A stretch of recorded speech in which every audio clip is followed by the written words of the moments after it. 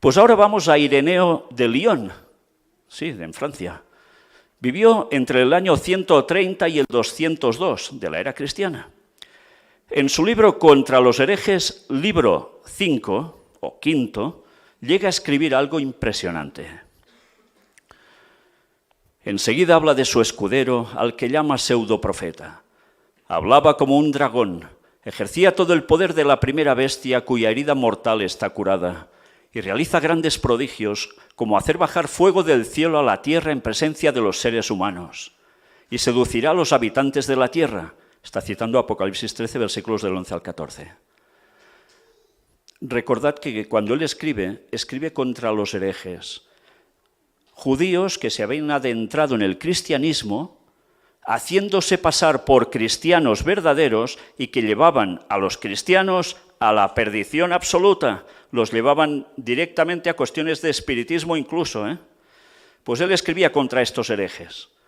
Y fijaos qué argumento está utilizando. Dice estas últimas palabras a fin de que nadie vaya a creer que lo hace por poder divino, sino por obra de magia. Ni haya quien se admire de que, por medio de los demonios y espíritus apóstatas que le sirven, realice signos para seducir a los habitantes de la tierra. Y ordenará que se fabrique un ídolo de la bestia, y dará la vida a este ídolo para que hable, y mandará matar a cuantos no lo adoren.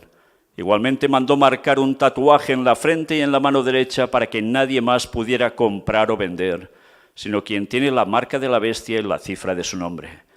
Y esa cifra es 666. Cita Apocalipsis 13 del 14 al 18.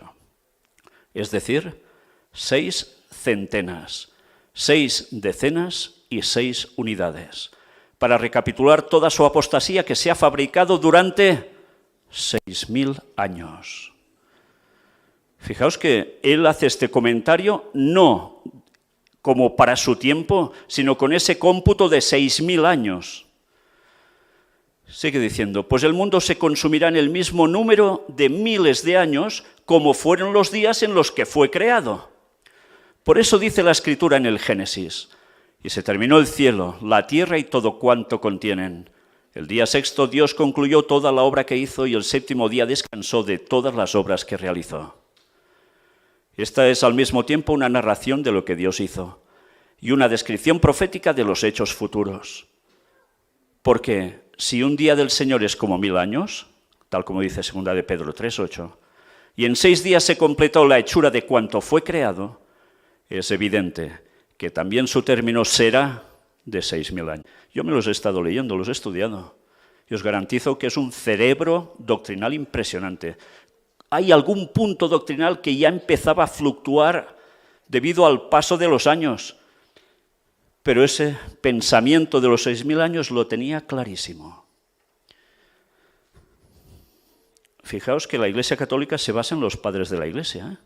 Lo sabéis, ¿no? Luego veremos algo interesante al respecto.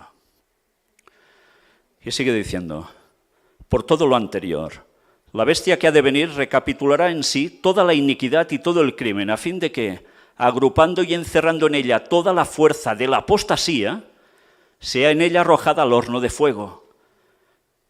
Con razón su nombre llevará la cifra 666, la cual recapitula toda la malicia anterior al diluvio, toda la mezcla de males que provocó la apostasía de los ángeles. Noé tenía 600 años cuando el diluvio cayó sobre la tierra y aniquiló todos los seres vivientes sobre la tierra, por la perversidad de la generación en tiempos de Noé. Esa apostasía recapitula todos los errores e idolatrías cometidos desde el diluvio, el asesinato de los profetas y los suplicios infligidos a los justos. El ídolo que Nabucodonosor erigió era de 60 codos de alto y 6 de ancho, como dice Daniel 3:1. Y por negarse a adorarlo, Ananías, Azarías y Misael fueron arrojados al horno de fuego, prueba que sirvió como profecía de lo que sucederá al fin de los tiempos, cuando los justos sufrirán la prueba de fuego, pues dicho ídolo fue el preanuncio de la llegada de aquel que ordenará a todos los hombres solo a él adorarlo.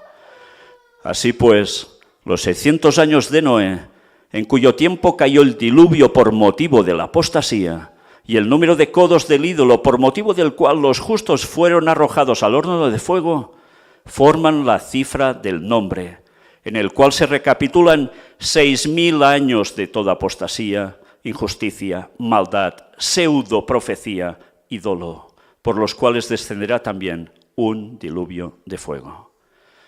Él tenía claro que en su tiempo Jesús no iba a volver, ¿eh? Clarísimo, habla de cuando se cumplieran esos 6.000 años y qué acontecería. ¿No creéis lo mismo vosotros? Si no creéis lo mismo, estáis fuera de la palabra de Dios, ¿eh? Sí, porque lo que dice lo clava. Es así. Por eso el Señor decía, cuando hagas una comida o una cena, no invites a los ricos, vecinos y parientes, para que no te vayan a invitar a su vez y así te den tu recompensa. Invita más bien a los cojos y mendigos, y serás dichoso, porque ellos no te lo pueden pagar, sino que recibirás tu paga en la resurrección de los justos.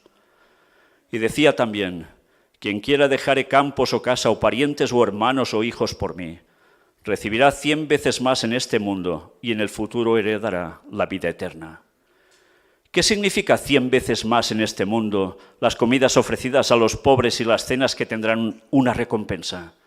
Son aquellas que tendrán lugar al llegar el reino, o sea, en el 7º día que fue santificado, porque el Señor descansó de todas sus obras.